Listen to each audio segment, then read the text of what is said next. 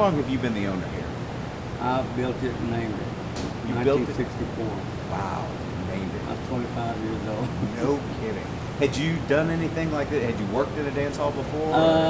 No, my parents used to take me to places like this when I was growing up, you know, and I always had a good time, and, you know, that's what started it. But anyway, I'm James White, and you're right here at the Broken Spoke, and we're in South Austin. We're sitting right here on the dance floor, and it'll be a couple, 2 or 3 hours from now, there'll be people kind of dancing, back, they say dancing backwards, you know, but anyway, they'll be dancing right here at the Broken Spoke in about, I'd say 2 or 3 hours, and we're having a good time. And I've been here almost all my life. I'd say it seemed like all my life. The day I got out of the Army, I started building the Broken Spoke, and that was back in 1964, and I was 25 years old, and I just got through celebrating my 75th birthday. So this year we're looking forward to celebrating 50 years of the Broken Spoke. And that's it's a historical event, and we've kind of known all around the world, but it hadn't always been like that. We've just kind of like a neighborhood bar when I started here at the Broken Spoke, and but I thought that name up when I was in the Army, and I wanted something original. I wanted something Texas, Western, and so I was thinking about wagon wheels and kind of going around my brain, and then all of a sudden I remember this little movie called Broken Arrow. So I thought, well, hell, I'll just get me a couple of wagon wheels, I'll put them out front, and I'll knock a spoke out of each one. And when they got it built, I'll name it the Broken Spoke. And so that was my dream, that was my start. And I thought I'd done a whole lot of work back then, you know, just doing that part. But that was, I guess you call it the easy part. The next came working about 16 hours a day, 7 days a week. But then I don't have to do it. I can't do it now anymore anyway because of my age, but I still love to come to Broken Spoke, and I get to live my dream. And whatever it is, I've been here 50 years, and nobody can really say that they have built their own honky-tonk and made it famous. And of course, with the help of my darling sweet wife, Annette, I call her the working half the family. I'm in charge of PS and PR, and so we're a good combination.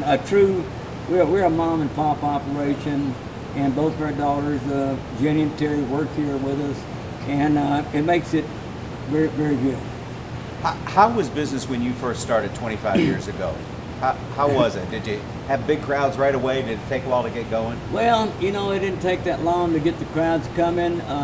Beer was 2 bits a bottle, 25 cents a bottle, 4 for $1, and I'd pop beer just as fast as I could. You had to sell a lot of beer just to run $100, $200, you know. But things were a lot cheaper back in those days, and anyway, it was just a learning experience, you know, that it was all an adventure, you know, and it's always something new every day in the bar business. I mean, you think you've heard it all, and out of the blue, something will happen that it's never done before out here, you know. Of course, this was kind of out on the edge of town too, back at that point. Yeah, you know, the city limits was a mile down the road on the right down here, and now it's about 6 miles that way. So we was in the county. So I got to build this Broken Spoke the way I wanted to, you know. But anyway, there'll never be another Broken Spoke in Austin, Texas, because the city of Austin, they want everything tilt wall, plastic, imitation, no frills, no soul in it. The Broken Spoke's got heart and soul in it. And we get some of the best people in the world that come here. And at first it was just like a neighborhood bar. And then all of a sudden it caught on. It didn't take that long. I give a free barbecue, and we give away 300 barbecue plates.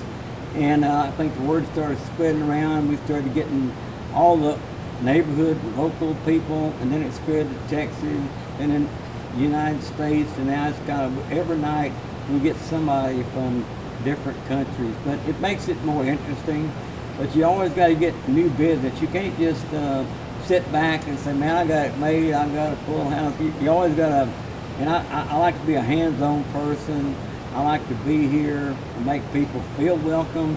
And they look at me like, what are you doing here? I said, it's your business, and we figured you'd be home sleeping. And I said, well, I thought you're supposed to be at your business. That's what you're supposed to do. You're supposed to give people cold beer at reasonable prices, let them have a good time, get you a good country music band, get your best girl to come out here and do a little counterclockwise dancing, Texas two-step, Cotton Eye Joe, and you know, just always say, we ain't fancy, but we damn sure country. And the good news, we ain't gonna change nothing. We ain't getting no hanging front baskets, none of that Pierre water, no Grey Poupon.